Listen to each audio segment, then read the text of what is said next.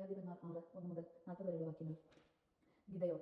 Israel ജനം കർത്താവിന്റെ മുൻപിൽ തിന്മ ചെയ്തു. കർത്താവ് അവരെ 7 വർഷത്തേക്ക് മിദ്യാൻകാരുടെ കയ്യിൽ ഏൽപ്പിച്ചു കൊടുത്തു. മിദ്യാൻകാരുടെ കരം ഇസ്രായേലിന്റെ മക്കൾ ഇസ്രായേലിന്റെ മേൽ ശക്തിപ്പെട്ടു. അവരെ ഭയന്ന ഇസ്രായേൽ ജനം പർവ്വതങ്ങളിലും മാളകളിലും ഗുഹകളിലും ദുർഗങ്ങളിലും നിർമ്മിച്ചു. ഇസ്രായേൽക്കാർ വിത്ത് വിധിച്ച് കഴിയുന്നപ്പോൾ മിദ്യാൻകാരും അമലേക്കാരും പലസ്തീനിൽ നിന്ന് അവരെ ആക്രമിച്ചിരുന്നു. അവർ ഇസ്രായേലിനെതിരായി താവളം വിളിച്ച് ഗാസയുടെ പരിസര പ്രദേശം വരെ ഉള്ള വിളവെല്ലാം നശിപ്പിച്ചു. ഇസ്രായേലിൽ ജീവസാധാരണത്തിന് ആടോ മാടോ കഴുതയോ ശേഷിച്ചില്ല.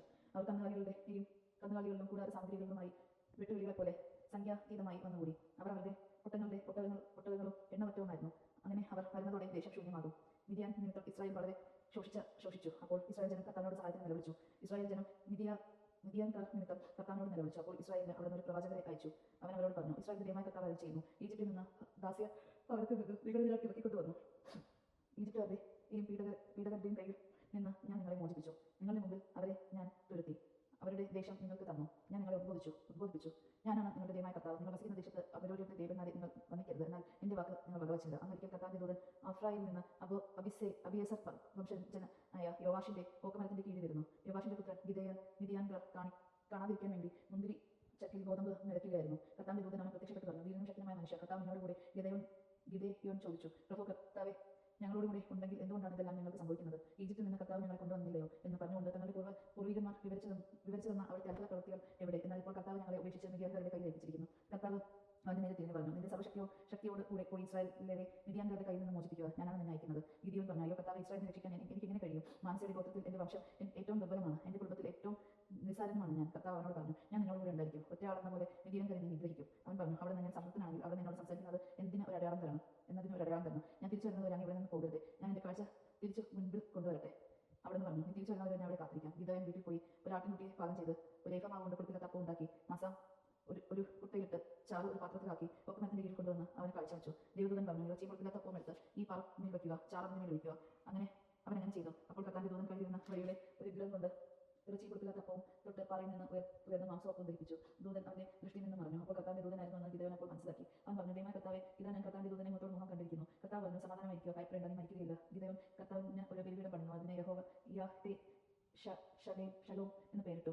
അബിയേസർ വംശജരുടെ ഓഫ്രയിൽ അത് ഇന്നുമുണ്ട്. ആ രാത്രി കർത്താവ് അവനോട് കൽപ്പിച്ചു, നിന്റെ പിതാവിന്റെ 7 വയസ്സുള്ള രണ്ടാമത്തെ കാളയെ കൊണ്ടുവരിക. അവൻ ഉണ്ടാക്കിയിട്ടുള്ള ബാലിന്റെ യാഗപീഠം ഇടിച്ച് നിർത്തുകയും അതിന്റെ സമീപത്തുള്ള അക്ഷേര പ്രതിഷ്ഠ വെട്ടി വീഴ്ത്തുകയും ചെയ്യുക. ഈ ദുർഗന്ധത്തിന്റെ മുകളിൽ കല്ലുകൾ യാഥാക്രമം അടുക്കി നിന്റെ ദൈവമായ കർത്താവിന് ഒരു ബലിപീഠം പണിയുകയും വെട്ടി വീഴ്ത്തിയ അക്ഷേര പ്രതിഷ്ഠയുടെ തടി കത്തിച്ച് ആ രണ്ടാമത്തെ കാളയെ ദഹന ബലിക്കായി അർപ്പിക്കുക.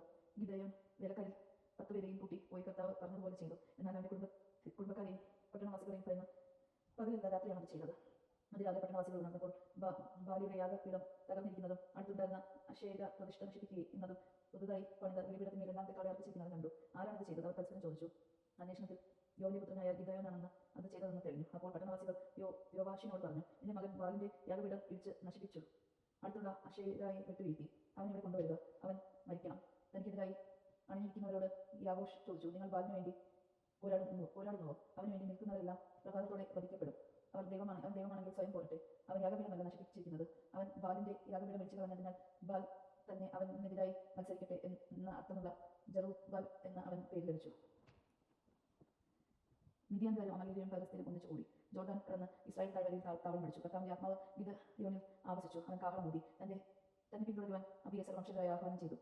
മനസ്സ് ഗോത്രത്തിന്റെ എല്ലാ ഭാഗങ്ങളിലേക്ക് അവൻ സന്ദേശവാഹകരെ അയച്ചു. തന്നോട് ചെയ്യാൻ അവരെ വിളിച്ചു. അങ്ങനെ തന്നെ അശേർ, സെബലോൻ, നഫ്താലി എന്നീ ഗോത്രങ്ങളിലേക്ക് സന്ദേശവാഹകരെ അയച്ചു. അവരെ വന്നു ചേർന്നു. അപ്പോൾ ഗിദെയോൻ ദൈവത്തോട് ചോദിച്ചു, അങ്ങ് പറഞ്ഞതുപോലെ ഇസ്രായേലിനെ എന്റെ കയ്യാൽ അങ്ങ് വീണ്ടെടുക്കുമെങ്കിൽ ഇതാ ആട്ടിൻ രോമം കൊണ്ടുള്ള ഒരു വസ്ത്രം ഞാൻ കളത്തിൽ വിരിക്കുന്നു. അതിൽ മാത്രം മണ്ണിൽ കാണപ്പെടുകയും കളം മുഴുവൻ ഉണങ്ങിയിരിക്കുകയും ചെയ്താൽ അങ്ങ് പറഞ്ഞതുപോലെ എന്റെ കൈ കൊണ്ട് ഇസ്രായേലിനെ അങ്ങ് വീണ്ടെടുക്കുമെന്ന് ഞാൻ മനസ്സിലാക്കും. അങ്ങനെ തന്നെ സംഭവിച്ചു. അതിരാവിലെ അവൻ എഴുന്നേറ്റ് വസ്ത്രം കഴിഞ്ഞ് ഒരു പാത്രം നിറയെ വെള്ളം എടുത്ത് അപ്പോൾ ഗിദെയോൻ ദൈവത്തോട് പറഞ്ഞു, അങ്ങയുടെ കോപം എന്റെ നേരെ ജ്വലിക്കരുതേ. ഒരിക്കൽ കൂടി ഞാൻ പറഞ്ഞുകൊള്ളട്ടെ. ഒരു പ്രാവശ്യം കൂടി രോമവസ്ത്രം കൊണ്ട് ഞാൻ പരീക്ഷണം നടത്തട്ടെ. അത് ഉണങ്ങിയും നിലം മുഴുവനും മഞ്ഞുള്ളി വീണതായും കാണട്ടെ. ദൈവം ആ രാത്രി അങ്ങനെ തന്നെ ചെയ്തു. വസ്ത്രം മാത്രം ഉണങ്ങിയ നിലം മുഴുവൻ മഞ്ഞുകൊണ്ട് നനഞ്ഞു വരുന്നു. ദൈവജനമാണ് നാം കേട്ടത്. നമുക്ക് ദൈവത്തെ സ്തുതിക്കാം. ക്രിസ്തുവേ അങ്ങേക്ക് സ്തുതി.